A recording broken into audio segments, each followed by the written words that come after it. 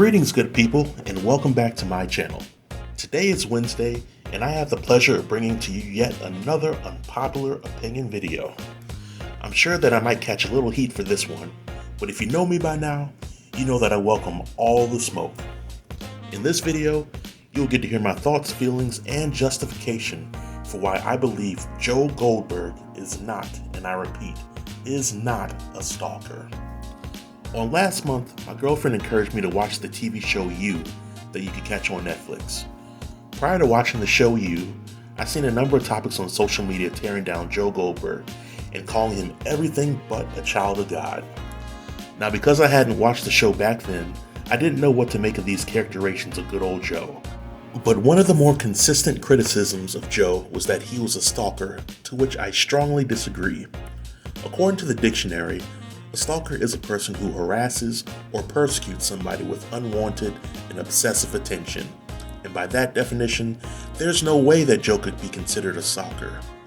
But let's back things up for a little bit. If you haven't seen the show You, then let me give you a quick rundown. You follows the story of Joe Goldberg. Joe is a bookstore manager living in New York City and looking for love when he isn't reading or surfing the internet. One day while Joe was minding his business, he encounters a girl named Beck. Joe takes an interest in Beck, but like most sane people, Joe wants to take precautions before pursuing Beck for the purposes of getting into a serious relationship.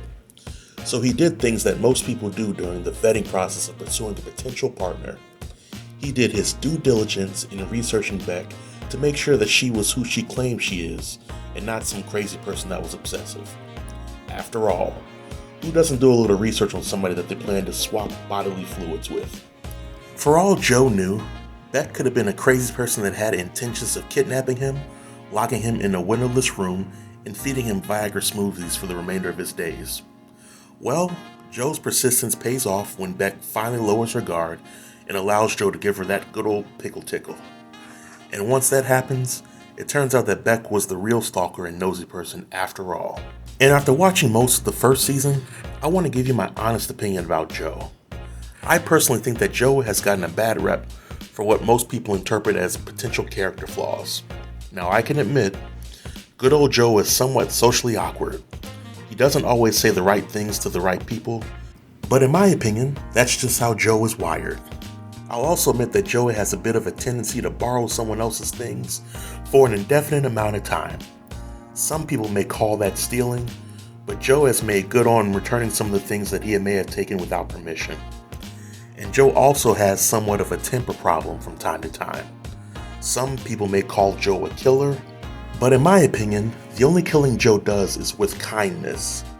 And when that doesn't work, then Joe may cancel somebody's Christmas in self-defense or for the greater good.